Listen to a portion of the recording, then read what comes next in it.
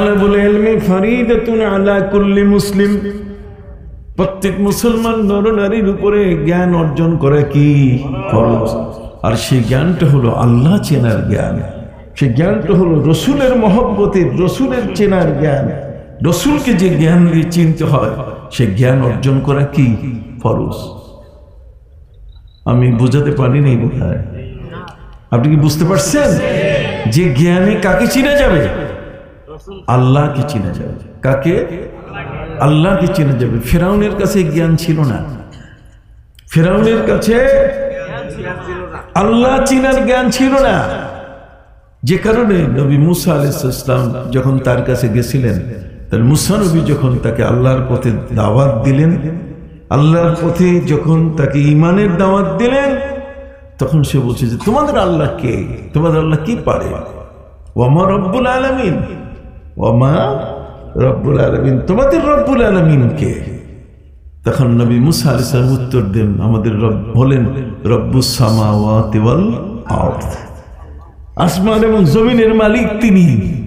তার হুকুমে আসমানের সবকিছু চলে, তার হুকুমে জমিনের সবকিছু চলে। সুবহানাল্লাহ।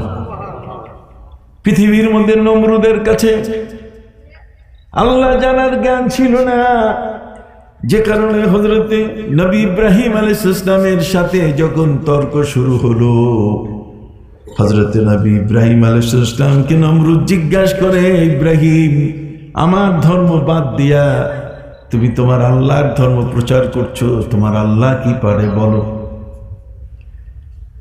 হযরতে নবী ইব্রাহিম আলাইহিস সালাম তিনি বললেন, শোনো, আমার আল্লাহ তিনি যিনি ইউহয়ী ওয়া ইউমীত, যিনি মানুষকে জীবন দিয়ে বাঁচিয়ে রাখেন আর ইচ্ছা করে মৃত্যু দিয়ে দুনিয়া থেকে সরাই দেন। কথা বল, জীবন এবং মৃত্যুর কি মালিক তিনি, জীবন দান করেন এবং মৃত্যু দান করেন। ইউহয়ী ওয়া ইউমীত, ক্বাল আনা উহয়ী ওয়া উমীত।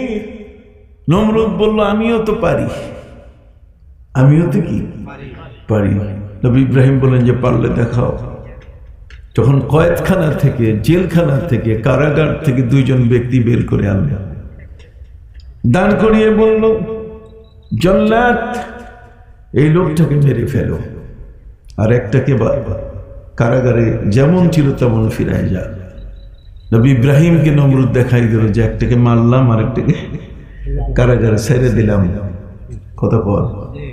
হযরত ইব্রাহিম বলছে, এটা তো গবেট, এটা তো আস্থা পাগল, এটা তো পাবনার হেমায়েতপুর ছাড়া এর সুস্থ করার উপায় নাই, তাহলে কি করা যাবে?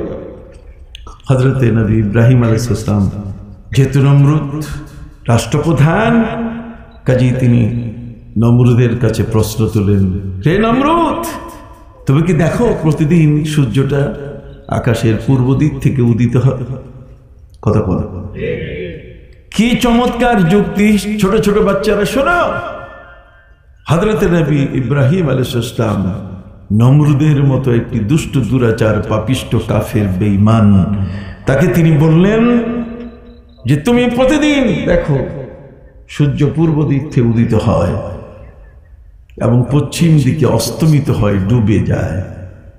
তুমি যদি আসলে পারো তাহলে সেই সূর্যটা পশ্চিম দিক থেকে, মাগরিব থেকে, পশ্চিম দিক থেকে তুমি একটু উদিত করে দেখাও তো। এটা কি সম্ভব? এটা কি সম্ভব? বহু কিছু, যেমন আমরা বলে থাকি, কেউ যদি মনে করে যে আমার ডানা আছে আমি উড়ি, কেউ যদি বলে আমার ডানা আছে আমি কি উড়ি, মনে মনে সে মনে করতেছে আমার ডানা আছে, তোরে জিজ্ঞেস করতে উড়ো তো দেখি, তখন দেখবে উঠতে পারবে না। কারণ এটা মন, মন হচ্ছে এমন একটা জিনিস, এটার উপরে কোনো ফয়সালা হবে বাস্তবতার উপরে কি ফয়সালা হবে? আপনার মনে কি বলেছে, হাজিজুন নাফস, আপনার মনে কি বলেছে এটার উপরে ধরপাকড় নয়। কথা বুঝতে পারছেন? আপনি কি করলেন এটার উপরে ধরপাকড় হবে। অতএব সম্মানিত সুধী, জগতের মধ্যে হযরতে নবী ইব্রাহিম আলাইহিস সালাম চ্যালেঞ্জ গ্রহণ করলেন নমরুদের। নমরুদকে তিনি এমন প্রশ্ন করলেন যে প্রশ্নে নমরুদ ফেল হয়ে গেল, যে পশ্চিম দিকের থেকে সূর্য উঠানো সম্ভব? আপনারা আওয়াজ করতেছেন না, আরে ভাই সব ভুলে যান, বৃষ্টি ভুলে যান, সবকিছু ভুলে যান। আল্লাহ মেহেরবানি। আলোচনা চলছে, আলোচনা চললে আর কি কার উপরে বসছি এটা কি আর মনে থাকবে? এটাও তো মনে থাকার কথা না। তাহলে আপনি আমার সাথে একটু কথায় মিলিয়ে একটু বলার চেষ্টা করলে আমি খুব খুশি হব। সম্মানিত সুধী, নমরুদ কেন দুনিয়ার যত মানুষ সবাই জানে যে সূর্য উঠে কোন দিকে? পূর্ব দিকে। কথা বলেন। এবং অস্ত যায় কি? এখন যদি কোনো ব্যক্তি চ্যালেঞ্জ করে যে আমি আল্লাহ হব, কথা বোঝা গেছে? তাহলে আল্লাহ হলে তাকে বলবেন যে তার সূর্যটা তুমি পশ্চিম দিক থেকে উঠাও, একটু উদিত করা, ওই দিক থেকে উঠাই একটু দেখাও। সেটা কি পারবে? কোরআন আমাদেরকে লজিক শিখাই দিয়েছে, কোরআন আমাদেরকে প্রশ্নের কৌশল শিখাই দিয়েছে, কোরআন আমাদেরকে দুষ্ট দুরাচার এই সমস্ত জ্ঞান পাপী যাদের জ্ঞান শুদ্ধ নয়, যারা অশুদ্ধ অপরিপক্ক জ্ঞানের উপরে যারা আছে, কথা বলেন, তাদেরকে প্রশ্ন করে যে কোনো মুহূর্তে আটকানো আপনার পক্ষে কি সম্ভব? যদি আপনি কোরআন পড়েন। এই জন্য কোরআন পড়া কি ফরজ। সেটা বলুন, কোরআন পড়া কি? কোরআনের শিক্ষা আপনাকে নিতে হবে। কোরআনের শিক্ষা ছাড়া আপনি পৃথিবীতে টিকতে পারবেন না। আহাসিবান নাসু আন ইউতরাকু আন ইয়াকুলু আমান্না ওয়া হুম লা ইফতানুন। সে কি মানুষ কি মনে করে যে কলেমা পড়েছে বেঁচে গেল? বরং কলেমা পড়ার কারণে সে আরো বেশি ফেঁসে গেল। তার মানে যে কোনো মানুষ দুষ্ট দুরাচার তাকে বিপদে ফেলাই দিবে। কথা বুঝতে পারছেন? সেখান থেকে তার উত্তরণের ব্যবস্থা তার মধ্যে থাকতে হবে। এই জন্য কোরআনের জ্ঞান এটি প্রতিটি মুসলমানের জন্য কি ফরজ। সম্মানিত সুধী, নমরুদের পক্ষে এটা সম্ভব হয় নাই। ফেরাউন হযরত নবী মুসা আলাইহিস সালামকে জিজ্ঞেস করলো, ওমা রব্বুল আলামিন, রব্বুল আলামিন আবার কি? তখন হযরত মুসা আলাইহিস সালাম বললেন, রব্বুস সামাওয়াতি ওয়াল আরদ, আসমান এবং জমিনের মালিক। এখন আসমান এবং জমিনের মালিক এই বিষয়টাকে পাল্টাই দিয়া এই জগৎ সমূহের মালিক, আসমানে যা আছে তার সবার মালিক আল্লাহ, জমিনে যারা আছে তার সব মানুষের মালিক কে? আল্লাহ। কিন্তু আমেরিকান আইন বলে দিয়েছে যে না, মানুষ হলো, কথা বুঝেন নাই, সর্বশক্তি, কথা বুঝেন নাই, সর্বশক্তি সার্বভৌমত্বের অধিকারী আমরা বলি আল্লাহ, আর ওরা শিখাইতেছে কি মানুষ। এটা কি কখনো হয়? একটা মানুষ কি শক্তি রাখে? একবার ডায়রিয়া, 3 বার যদি পাতলা পায়খানা হয়ে যায়, কথা কই না, চুপ করে আসেন। হ্যাঁ, যদি একবার পাতলা মানে বমি আর 3 বার যদি পাতলা পায়খানা হয়ে যায়, তাহলে দেখা যাবে সে কত বড় শক্তিশালী পুরুষ। কথা বুঝতে পারছেন? সবকিছু তার তছনছ হয়ে যাবে, তার নিজের দেহটা তার কন্ট্রোলে নাই। রে ভাই, আপনার চোখটা কি আপনার কথা শুনে? আপনার দাড়ি আপনার কথা শুনে না? আপনার কিডনি, আপনার হার্ট, আপনার লাংস, আপনার যে লিভার আছে, আপনার দেহ, আপনার চামড়া আপনার কথা শুনে না? আমি আমার চুলগুলোকে, আমি মাথার চুলগুলোকে কতবার বললাম, রে চুল, জন্মের সময় যা খেয়েছি এখন তার চেয়েও আরো বড় বড় ভিটামিন খাই। রাজশাহীর ফজলি আম থেকে নিয়ে কুমিল্লার রসমালাই আর নাটোরের রসগোল্লা, বরিশালের আমরা, কত সবই আমি খাচ্ছি। আমার দেহের ক্যালোরি যা দরকার সবকিছু আমি পূরণ করছি। রে চুল, তুই সাদা হইস না। কাকের গায়ের মতো কালা চুলগুলো, বলেন না কার মতো? কাকের গায়ের মতো নিকশ কালো চুলগুলো আমার কথা শুনে না। সে আমার অজান্তে আমার দাড়ি চুল সব কি পেকে গেল, সাদা হয়ে গেল, পাটের মতো সোনালি আঁশের মতো সাদা হয়ে গেল। কি বলেন?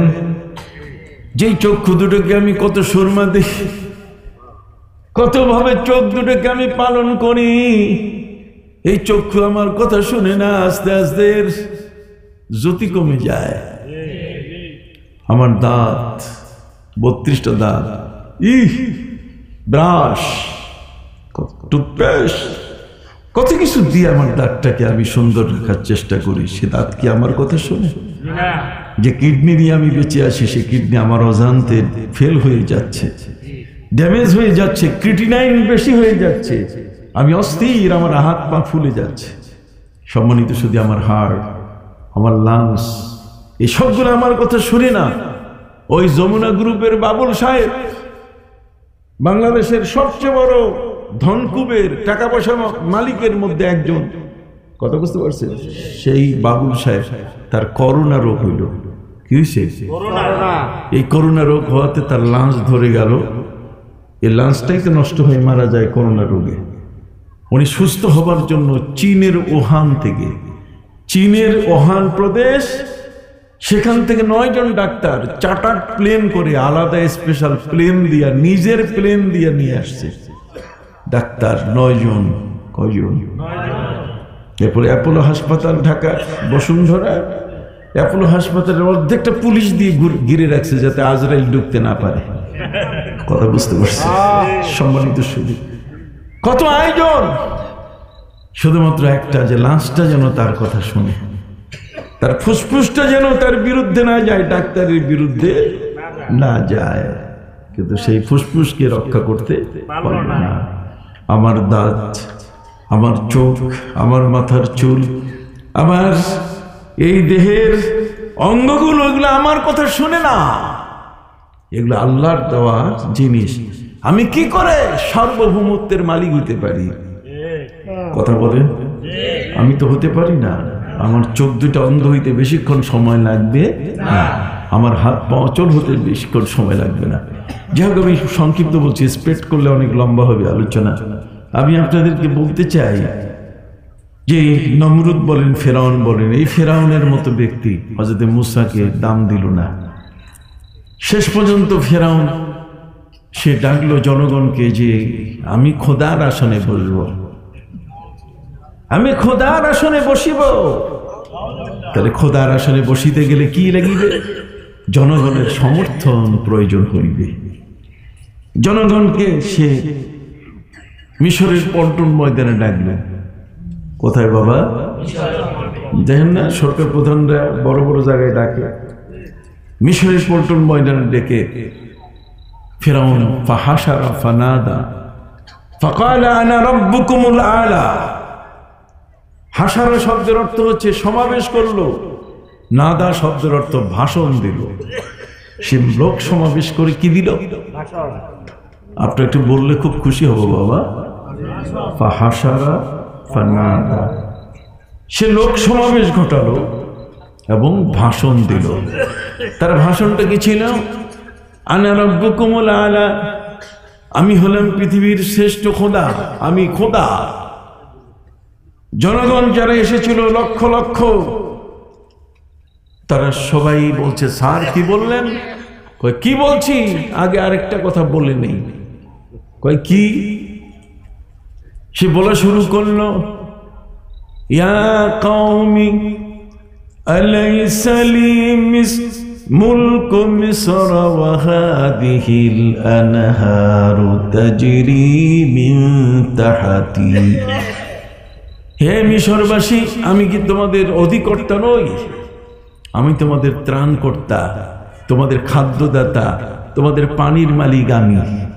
অতএব তোমাদের দেশের যত নদী আছে, এই নদীগুলোর প্রবাহিকা, নদী যে বয়ে যায়, এই প্রবাহমান নদী যে বয়ে যাচ্ছে, সে সমস্ত নদী কিন্তু আমার সিংহাসনের তল দিয়ে বয়ে যাচ্ছে। এরগুলোর সুইচ গেটের চাবি কিন্তু আমার কাছে। যদি আমাকে খোদা বলে স্বীকার না করো, তাহলে চাবি কিন্তু আটকাই দেব, পানি বন্ধ করে দেব। তোমাদেরকে ভাতে মারবো, তোমাদেরকে পানিতে মারবো। কথা কি বুঝতে পারছেন? জনগণ ভয় পেয়ে গেল, বাপরে বাপ, রাষ্ট্রপ্রধান যা বলেছে তাই হবে। অতএব সবাই স্বীকার করলো, বটে বটে বটে, আমরা তোমাকে খোদা হিসেবে স্বীকার করলাম। কিন্তু ওই পিছনে কান বরাবর লাঠিওয়ালা মুসা, উনি লাঠি উঁচা করে বললেন, খবরদার বেঈমান, তোমার বক্তব্য প্রত্যাহার করো, না হলে এই লাঠি নিয়ে তোমার পায়ের গোড়ালি সাইজ করে দিব। ফেরাউন দেখলো লক্ষ লক্ষ কোটি মানুষের বিশাল ধ্বনির মধ্যে বিপরীত আরেকটা ধ্বনি, বিপরীত আরেকটা ডাক যে তার হাতে লাঠি, আর সে বলে যে তার লাঠি দিয়ে সে পায়ের গোড়ালি সাইজ করবে। আপনি জানেন লাঠি হচ্ছে নবী করিম সাল্লাল্লাহু আলাইহি ওয়াসাল্লামের সুন্নাত, কিন্তু আমার নবী বলছেন ওয়াফিল আসা সিত্তু খিসালিন, লাঠির 6টা গুণ আছে। লাঠি যদি আপনার হাতে থাকে তাহলে যে যত বড় শক্তিধর সামনে থাকুক না কেন ওর কলিজার মধ্যে ভয় আসবে যে কোন সময় লাগাই দেয়। কথা কথা প্রিয় নবী সাল্লাল্লাহু আলাইহি ওয়াসাল্লাম বলেছেন ওয়াফিল আসা সিত্তু খিসালিন, আসার মধ্যে 6টা, লাঠির মধ্যে 6টা গুণ আছে। কয়টা? 6টা। এই 6টা গুণের মধ্যে আরেকটা গুণ হলো এটা যে এটা হাতে থাকলে শয়তানের কাছে আসবে না। এটা তৃতীয় গুণ হলো হাতে থাকলে এটা দেখা যায় অনেক সময় বোঝা বহন করার মতো লাঠি পাওয়া যায় না, তাহলে ওই লাঠিটাকে, আশাটাকে, লাঠিটাকে বোঝা টানার আমরা বাঁশ বানাইয়া 2 প্রান্তে মাল ঝুলাইয়া আমরা টানতে পারি। কথা কোন? এই যদি লাঠি হাতে থাকে তাহলে হিংস্র প্রাণী সহজে কাছে ভিড়তে পারবে না। লাঠি যদি হাতে থাকে দুর্বল ব্যক্তির শক্তি তৈরি হবে। কথা বলেন, লাঠি যদি হাতে থাকে তাহলে ইস্তেঞ্জা করার সময় যদি আপনি পানি না পান পেশাব করার পরে, তাহলে লাঠি গুতা দিয়ে মাটি বাইর করেও কুলুপ করা যাবে। আপনি কথা কি বুঝছেন? আমার নবী সাল্লাল্লাহু আলাইহি ওয়াসাল্লাম বলেছেন ওয়াফিল আসা সিত্তু খিসালিন, লাঠির কিন্তু 6টা কি আছে? গুণ আছে। এই জন্য মুসলমান দেখবেন বড় বড় বুজুর্গ ওলিয়া উলিয়া তাদের হাতে কি থাকে? হযরত নবী মুসা আলাইহিস সালামের লাঠি, ফেরাউন লাঠি দেখেই ভয় পেয়েছে। এরপরে যুবক মুসা, নবী মুসা আলাইহিস সালাম বললেন পায়ের গোড়ালি সাইজ করে দেব, ডাইন বাম কিছুই দেখব না। ফেরাউন বলছে জনগণ তাহলে আজকের একটি বিষয় বলতে চাই। কয় কি? কই কে আমাকে বাধা দিল? কই মুসা। কই তোমরা কি জানো মুসাকে? ফেরাউন মুসার পরিচয় দিচ্ছে। ফেরাউন মুসার পরিচয় দিতে গিয়ে বলছে আমি তাকে প্রশ্ন করি, মুসাকে দেখি কি উত্তর দেয়। হযরত নবী মুসা আলাইহিস সালাম কিছু প্রশ্ন করলো, তাকে জিজ্ঞাসা করলো আলাম নুরাব্বিকা ফিনা ওয়ালিদা ওয়ালাবিস্তা ফিনা মিন উমরিকা সিনিন। ওই যারা মিলাদ পায় না ওদেরকে ধরে আনবেন। ওই যে এখানে ওয়ালিদ শব্দ আছে, মিলাদের শব্দ এখানে কি আছে? আলাম নুরাব্বিকা ফিনা ওয়ালিদা, রে মুসা আমি কি আমার ঘরে তোমাকে ছোট অবস্থা থেকে লালন করি নাই? শিশুকাল থেকে তোমার দুধ পান করার বয়সে আমি কি তো আমার ঘরে তোমাকে আমি বড় করি নাই, পালি নাই? আলাম নুরাব্বিকা ফিনা ওয়ালিদা ওয়ালাবিস্তা ফিনা মিন উমরিকা সিনিন, তুমি তোমার যৌবনকাল পর্যন্ত আমার ঘরে বড় হয়েছ খেয়ে, আর আজকে তুমি লাঠি উঠাইয়া আমার পায়ের গোড়ালি সাইজ করবা। আজকে তুমি আমার বক্তব্যের বাধা হয়ে গেলে। হযরত মুসা আলাইহিস সালাম বলেন কি বলো তুমি কি মনে করো যে তুমি আমাকে সেই দুধের পয়সা দিয়া, আমার যিনি মা তার মাসোয়ারা দিয়া তুমি আমাকে বড় করেছ, আর তুমি আল্লাহ হয়ে যাবে আর তোমাকে ছেড়ে দেব? খবরদার, হতে পারে না। এবার ডবল পা সাইজ করব। এখন ফেরাউন সে জনগণের কাছে বলে, জনগণ বাধা যখন আসছে তখন আজকে আর আল্লাহ হইলাম না, একটা প্রমাণ দেখাইলে তো আল্লাহ হইতে হবে। বিনা প্রমাণে আমি হতে চাই যে আমি দেশের খোদা। তাহলে কিভাবে? জনগণ বলছে তাহলে হবে কিভাবে? এটা হওয়ার প্রস্তুতি হলো যে মুসার সাথে আমার যুদ্ধ হবে। এই মুসার সাথে যুদ্ধে আমি জয়লাভ করলে তখন তোমরা আমাকে খোদা মানবে। জনগণ বলল তাহলে ঠিক আছে, এই যুদ্ধটা তো আমাদেরও দেখা দরকার। ফেরাউন বলে দিয়ে দিল ইয়া মুজিনা। অন্য হাদিসের মধ্যে এসছে নবী মুসা আলাইহিস সালাম বলে দিলেন তাহলে ঘটনাটা ঘটবে ইয়াউমুজ জিনা, মেলার দিনে। কিসের দিন? মেলার দিন। যেদিন মেলা হবে সেদিন সব মানুষগুলো মেলায় আসবে, মেলে মেলে সব দেখাবে। মেলা মানে সব দেখানো, বুক দেখাবে, মুখ দেখাবে, কতক্ষণ না। মেলা শব্দের অর্থ হচ্ছে তার যা আছে অঙ্গ প্রত্যঙ্গ সব দেখাবে। মেলায় তো এইগুলাই হয়, কথা বুঝছেন? অতএব সম্মানিত সুধী, মেলার দিনে যুদ্ধ হবে। হযরত নবী মুসা আলাইহিস সালাম তিনি আল্লাহর কাছে বলেন যে আল্লাহ, আমি তো একা পারবো না, আমার তো জিহ্বার মধ্যে ত্রুটি আছে, আমি তোতলাই কথা বলি, অতএব আমার ভাই হারুনকে দেন। আল্লাহ বলছেন দিলাম, ওয়া হারুন আখিশদুদ বিহি আজরি, আমি দিয়ে দিলাম হারুনকে। মুসা নবী বলছেন যে আল্লাহ তাআলা লাঠি আরেকটা দেন। সুবহানাল্লাহ।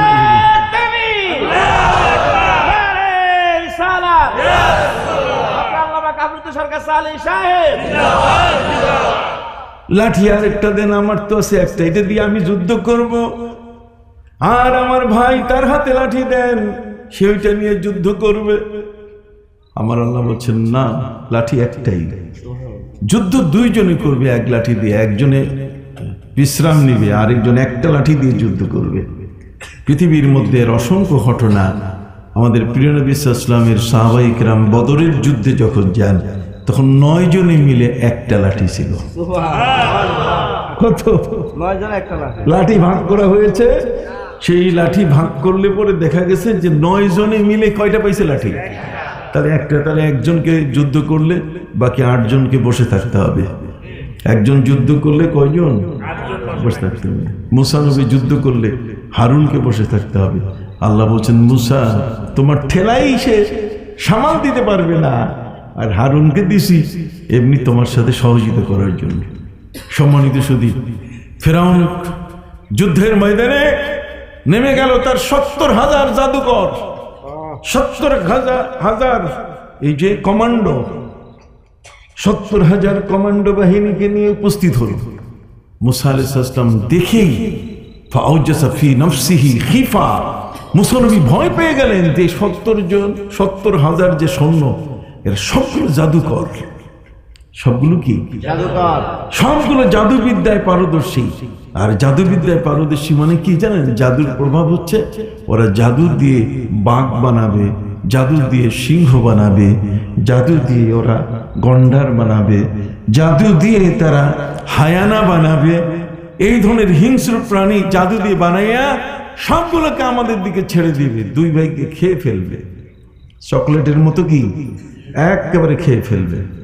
হযরত নবী মুসা আলাইহিস সালাম আল্লাহর কাছে বলেন যে আল্লাহ, ও তো শুরু করে দিয়েছে, এখন ফিরআউন বলছে ইম্মা আনতুল কিয়া, কথা বুঝে গেছে, তুমি কি লাঠি আগে শুরু করবে মারা? না, আমরা শুরু করব। হযরত নবী মুসা আলাইহিস সালাম বলছেন ইসলামের নীতি আগে যুদ্ধ করা নয়।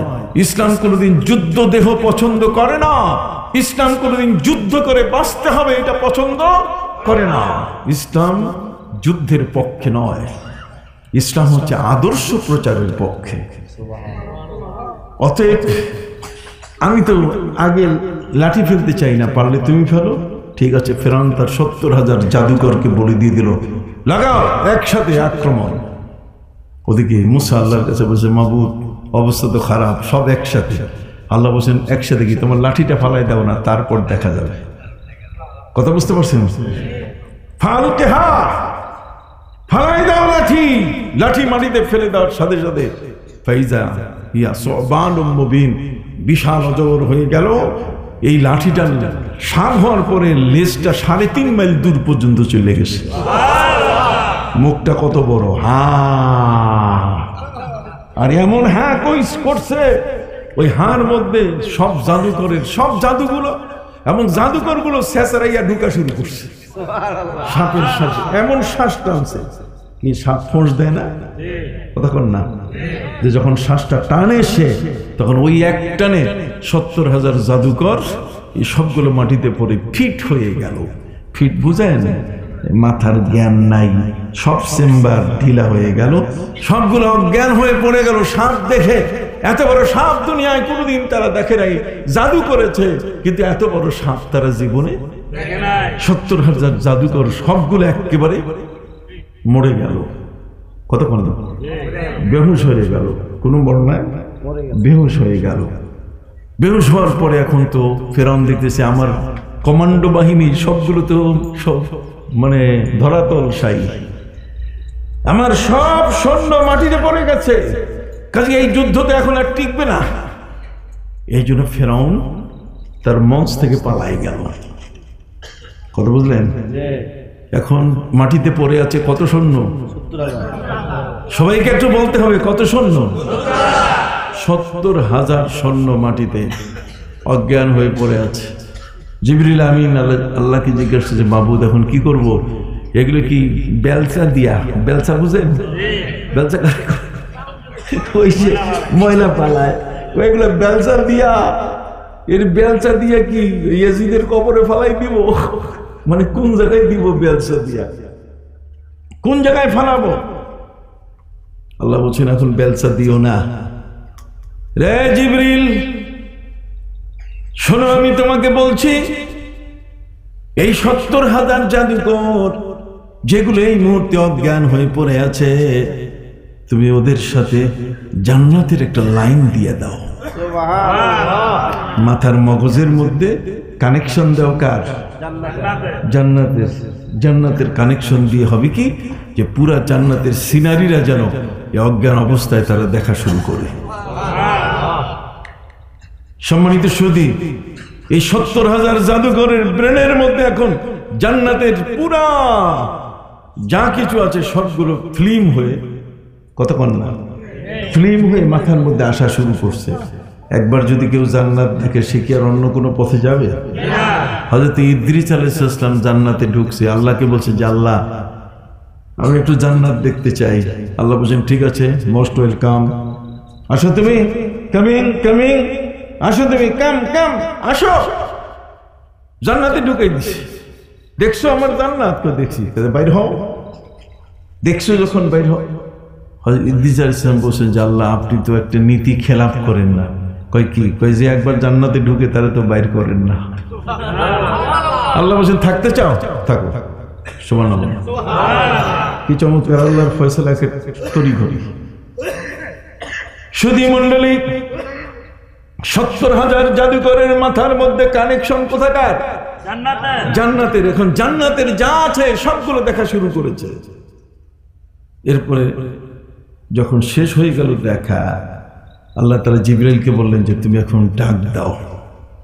ডাক দেওয়ার পরে যখনই তার অজ্ঞান অবস্থা থেকে সচেতন হলো, তখনই এই 70 জন একসাথে মিলে তারা স্লোগান দেওয়া শুরু করলো, আমান্না বিরব্বি হারুন ওয়া মূসা। আমরা মূসা এবং হারুনের রবের উপরে কি আনলাম? ঈমান। সুবহানাল্লাহ। দেখছেন আল্লাহর কৌশল কারে কয়। সৈন্যদেরকে ব্যবহার করতে চাইলো কে? ফেরাউন। আর আল্লাহ তাআলা মূসা নবীর লাঠি এত বড় সাপ বানাই দিলেন, সাপ দেখে সবগুলো জ্ঞান হারা হয়ে মাটিতে পড়ে গেল। 70,000 সবগুলো মাটিতে এখন বেহুশ। আল্লাহ জিবরাইলকে বললেন যে এখন লাইনটা দাও কোথাকার? জান্নাতের লাইন দাও। এই জান্নাতের লাইনটা দিলে জান্নাত দেখলে এরা আর ছাড়তে চাবে না। তাই হয়ে গেল। হযরত জিবরিল আমিন যখন ডাক দিলেন আর তার এক আওয়াজে সবগুলো উঠে, তো ধরার কথা হযরত মূসাকে, তা না ধরে বলছে ফেরাউন গেল কই বেটা। সাথে সাথে তারা দাবি করলো আমান্না বিরব্বি হারুন ওয়া মূসা। আমরা মূসা এবং হারুনের রবের উপরে কি আনলাম? সবাই মিলে মূসা নবীর কাছে গিয়ে কদম বসি শুরু করছে। ভুল করেছি ক্ষমা করেন, ভুল করেছি মাফ করেন। কথা কন। মূসা আলাইহিস সালাম বলেন ঠিক আছে, আল্লাহ তাআলা তোমাদেরকে ঈমানের দৌলতে মালামাল করেছেন, তোমাদেরকে ঈমানের বিশাল একটা সম্পদ দান করেছেন, আলহামদুলিল্লাহ। ওরা বলছে যা কিছু শিখছি এই কমান্ডো বাহিনী হইয়া এখন আপনার কমান্ডো বাহিনী আমরা হয়ে গেলাম। মূসা নবী বলছেন তাহলে চলো। যখন আসছে ঘরে সবাই মিলে মূসা নবীর পাশে ওই মুহূর্তে ফেরাউন 3 বাহিনীকে ডাকলো, নৌবাহিনী, বিমান বাহিনী, স্থল বাহিনী, এদের 3 বাহিনী প্রধানকে ডেকে বলছে, শোনো, এই মূসা নবীকে মারা ছাড়া আমার এই রাজত্বে খোদাই টিকবে না। তোমরা তো স্বীকার করো আমি খোদা। ওরা বলছে স্যালুট স্যালুট স্যালুট। তার মানে সবাই বলছে আপনাকে কি খোদা মানি। কিন্তু মূসার এই যে সমস্ত কর্মকাণ্ড, 70,000 কমান্ডো আমার নিয়ে গেছে। কত কমান্ডো? 70,000 কমান্ডো বাহিনী নিয়ে গেছে মূসা, আমার খালি বানাই দিছে। 3 বাহিনী প্রধান তোমরা কি বলো? আজকে রাতে একটা হতে হবে। 3 বাহিনী প্রধান বলল, স্যার স্যালুট, আজকে রাত ভোর 4টার সময় অপারেশন শুরু হয়ে যাবে এবং সেই অপারেশনে মূসা এবং তার ভক্তদেরকে জবাই করে ফেলা হবে, একজনও থাকবে না। ফেরাউন বলছে, চমৎকার, থ্যাংক ইউ ভেরি মাচ, খুব ভালো কথা। 3 বাহিনী প্রধান বলছে, স্যার সব ভালো কথা, আর বড় ভালো কথা হলো অর্ডারটা আপনাকে দিতে হবে। আমি অর্ডার দিব কেমনে? সারা দেশ তো ছোট না, মিশর তো ছোট দেশ না। তোমরা এক এক সৈন্য তোমরা অপারেশন করবে যার যার জায়গা থেকে, মুসার ভক্তদেরকে ধরে ধরে তোমরা জবাই করবে। তো জবাই করতে গেলে এখন আমি কিভাবে এটার অর্ডার দেব? কই, স্যার আপনি একটা হুইসেল বাজাবেন, প করে বাজাবেন, আমরা শুনে মনে করব স্যার হুইসেল বাজাই দিছে। অতএব সেই হুইসেলে এখন মুসা এবং তার ভক্তদেরকে মেরে ফেলতে হবে, জবাই করতে হবে। ফেরাউন বলছে, কি হুইসেল? হুইসেল বাজাইতে হবে? তো আমার একটা হুইসেল আছে। কয় কি? কয় ভোরে মুরগ যখন কুকুরু কুক দিবে। কে বলেন? মুরগ যখন কি দিবে? মনে করি হুইসেল আমি বাজাই দিছি। বাস মুরগের কুকুরু কুক দেখে সাথে সাথে মুসা এবং তার ভক্তদেরকে মারা শুরু করবে। 3 বাহিনী প্রধান বলছে, স্যার আপনার যা ব্রেন, হুইসেল বানাই দিলেন কোন জায়গা? আপনি তো আসলে খোদা হওয়ার যোগ্য। Sir you are a celebrity man, আপনি আমাদের কাছে বিশাল সম্মানের ব্যক্তি। আপনি যদি খোদা না হন তাহলে হবে কে? আপনি সব মোরগকে, আপনি তার কণ্ঠের স্বরটাকে হুইসেল বানাই দিলেন। স্যার ঠিক আছে স্যার, আমরা অপেক্ষায় থাকলাম, আমরা প্রস্তুত ছুরি নিয়ে, অস্ত্র নিয়ে। ওদিকে মুসা নবী সিজদায় পড়ে আল্লাহকে বলা শুরু করেছে, মাবুদ। আল্লাহ বলছে, মুসা কি হয়েছে? কণ্ঠস্বর কাঁপতেছে কেন? এই তো কুকুরু কুক পর্যন্ত আসি। কতক্ষণ? কোন পর্যন্ত আসে? কুকুরু কুক পর্যন্ত আসে। আল্লাহ পাক রব্বুল আলামিন বলে দিলেন, রে মুসা, এই মিশরের জমিনের যত মুরগ আছে সবগুলোর উপর আমি নোটিশ করে দিয়েছি, ওরা আজকে কুকুরু কুক আজকে ওরা আর কখনো কুকুরু কুক দিবে না। 4টা গড়িয়ে গেল, ফজর গড়িয়ে গেল, কুকুরু কুকের খবর নাই। আল্লাহ নবী মুসাকে বলে দিলেন, বের হয়ে চলে যাও, মাদায়েনে চলে যাও। মাদায়েনে যাওয়ার পরে সেখানে তুমি অবস্থান নাও, ফেরাউন তোমাকে ধরে ফেলবে। ফেরাউনের হাত থেকে রক্ষা পাবার জন্য তিনি তার ভক্তদের নিয়ে যখন সাগরের পাড়ে গেলেন, তখন ফেরাউন 3 বাহিনী প্রধানকে বলছে, হ্যালো হ্যালো। কয় স্যার। কয় কি খবর? কয় জিরো। কথা বল না, কি হয়ে গেছে? স্যার কিছুই হয় নাই। কয় তার মানে? কয় স্যার আপনার তো হুইসেল বাজে নাই। কই হুইসেল না বাজার কারণ কি? কয় স্যার যে কোনো একটা কারণ ঘটে গেছে। মুসা তার ভক্তদের নিয়ে নদীর পাড়ে, স্যার ধরলে এখন সরাসরি ধরে। তখন ফেরাউন তার দল নিয়ে যখন চলে গেল নীল নদের পাড়ে, মুসা নবী আবার বলছেন, আল্লাহ এখন করুন কি? ওই সময় তো আপনি কুকুরু কুক বন্ধ করে দিচ্ছেন, এখন এখানে হবে কি? সুবহানাল্লাহ বলেন। এই জন্য কোরআন পড়বেন, কোরআনের ওয়াজ শুনবেন, জীবনের হেদায়েতের দুয়ার খুলে যাবে। কথা বল না, যালিকাল কিতাবু লা রাইবা। এটি এমন একখানা কিতাব যে কিতাবের মধ্যে কোনো সন্দেহ নাই। আল্লাহ প্রথমে ডিক্লারেশন দিয়েছে, কথা বুঝে গেছে? এটার পুরা ডিক্লারেশন যে এটা কোনোভাবে কোন ভিতরে সামান্যতম সন্দেহ নাই, যা আছে সবগুলো প্রুফ, সবগুলো সত্য, মহাসত্য। সুবহানাল্লাহ। নবী মুসা আলাইহিস সালাম তিনি আল্লাহর কাছে বললেন, মাবুদ এখন কি হবে? আমাদেরও এরকম ভাবে আল্লাহর কাছে সাহায্য চাওয়া উচিত। আল্লাহ বলছেন কি হবে মানে, এক লাঠি দিয়ে আমি তোমারে ফেরাউনের এই নাজেহালের ব্যবস্থা করছি, সে এখন খবর নাই, আর ওই লাঠি তো তোমার হাতে, কথা বল না, লাঠি শাক বানাই দিয়েছি, ফেরাউন পালাই গেছে, এবারও আমি লাঠি দিয়ে তোমাকে বলবো, নির্দেশ দেব, যা তাই তুমি করবে। আল্লাহ কি কই, তুমি নীল দরিয়ায় পানির উপরে, লোহিত সাগরের পানির উপরে লাঠি দিয়ে তুমি বাড়ি দাও, আঘাত করো, দেখবে ফানফালাকাল বাহার, ওই সমুদ্রের পানি দুই ভাগ হয়ে যাবে। নবী মুসা আলাইহিস সালাম আল্লাহ তাকে বললেন, নদীর পানি ফাঁক হয়ে গেলে তুমি ওই নদীর ফাঁকা পানির ভিতর দিয়ে তুমি মাদায়েনে চলে যাবে। হযরত নবী মুসা আলাইহিস সালাম লাঠি দিয়ে মারার সাথে সাথে পানি ফাঁক হয়ে গেল, রাস্তা মসৃণ হয়ে গেল। মুসা নবী যখন ভিতরে, ফিরআউন বলছে মুসা থামো। মুসা নবী বললেন, আসো আসো, ভিতরে আসো, এখানে তোমার সাথে আমার দেখা হবে, লেখা হবে, দেখা হবে। যখনই ফিরআউন মাঝখানে আসছে, মুসা নবী ততক্ষণে তার দল নিয়ে কি পার হয়ে গেছে। এখন ফিরআউন বলছে দাঁড়াও না, মুসা নবী আসো না। যখন মাঝখানে আসছে, আল্লাহ বলছেন হাত্তা ইজা আদরাকাহুল গারাক, আল্লাহ পানিকে বলে দিলেন দুই দিকে যে এখন আর ফাঁকা রাখার দরকার নেই, শয়তানটারে ধরো, এটা লাগাও, এটাকে ডান্ডা বেরি লাগাও।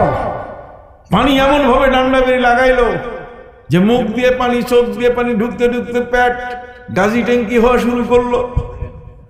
গাজি ট্যাঙ্কি বুঝেন? ওই যে গাজি ট্যাঙ্কি পুরা ফুটবল হওয়া শুরু করলো, বিশাল বল। সম্মানিত সুধী, যখন সে বুঝলো যে আমি তো ধরা খাইছি, আমি তো আসল জায়গায় কি ধরা খাইছি, তাহলে সেই আল্লাহ যিনি আমাকে ধরে বসেছেন, ওই আল্লাহর উপর একটু ঈমান আনি। তখন নদীর মাঝখানে পানি খায় আর আল্লাহরে ঈমানের কথা জানায়। এবার আল্লাহকে ঈমানের কথা জানাচ্ছে সে, দেখেন তার কত শক্তিশালী ঈমান, কিন্তু আল্লাহ বলছেন নো, নট অ্যাকসেপ্টেড, এটা হবে না, এটা গ্রহণ করা যাবে না। সে যে ঈমান এনেছিল সেটা কত শক্তিশালী। আসেন পবিত্র কোরআন মাজিদে আল্লাহ পাক রব্বুল আলামিন বলেন, ফিরআউন ওই দুই পানির চাপে, পানির ফাঁকে ফাটা বাঁশের মাঝখানে পড়ে গেছে। কথা বলুন না, কোথায় পড়ে গেছে? ফাটা বাঁশের মাঝখানে পড়ে গেছে। এবং সামনেও যাইতে পারে না, পিছাইতে পারে না, ধরে বসেছে পানি তাকে। এখন যে একে বালা করে আটকাইছে, মানে জম্মের আটকান আটকাইছে। কথা বলুন না, এই যে হাত্তা ইজা আদরাকাহুল গারাক কাল, তখন ফিরআউন ঈমান প্রকাশ করতে গিয়ে বলল, আমানতু আন্নাহু লা ইলাহা ইল্লাল্লাযী আমানাত বিহি বানু ইসরাঈল ওয়া আনা মিনাল মুসলিমিন। সে বলছে আমি ঈমান আনলাম সেই মহান আল্লাহর উপর যিনি ছাড়া আর কোনো মাবুদ নাই। বনি ইসরাইল যার উপরে ঈমান এনেছে, আমি এক নম্বর মুসলমান। আল্লাহ বলছেন তোমার এক নম্বর মুসলমান বানাবার কোনো সুযোগ নাই। মুসা নবীকে ধরলে তুমি কি করতে? অতএব তোমাকে আজকে আর ছাড়া যাবে না, শেষ। ফালিয়াউমা নুনাজ্জিকা বিবাদানিকা লিতাকুনা লিমান খালফাকা আয়া। অতএব আজকে আল্লাহ ধরে বসেছেন, শুধু ধরাই নয়, এমন ধরা তোমাকে মাটিকেও খাইতে দিবে না, সূর্যকেও গলাইতে দিবে না, তোমার দেহ শুটকি বানাইয়া মিশরের পিরামিডে রাখা হবে। ক্ষমতাকার আল্লাহ। আবার জোরে বলেন ক্ষমতাকার আল্লাহ। হযরত নবী মুসার কাছে সে প্রশ্ন করেছিল, ওয়া রব্বুল আলামিন, আসমান এবং জমিন সমূহের রব কে? হযরত মুসা আলাইহিস সালাম উত্তর দিয়েছিলেন, রব্বুস সামাওয়াতি ওয়াল আরদ, আসমান এবং জমিন সমূহের মালিক তিনি। কথা বলেন না, তিনি রব আমাদের। সেই রব কত বড় শক্তিশালী, এটা বোঝা গেল কিনা? অতএব সম্মানিত সুধী, দুনিয়ার মধ্যে যত মানুষ শুনুন, দুনিয়ার মধ্যে এই ধরনের মানুষ যারা আখেরাতে ভয় করে তারা কিন্তু দুনিয়ায় ড্যাম কেয়ার থাকে।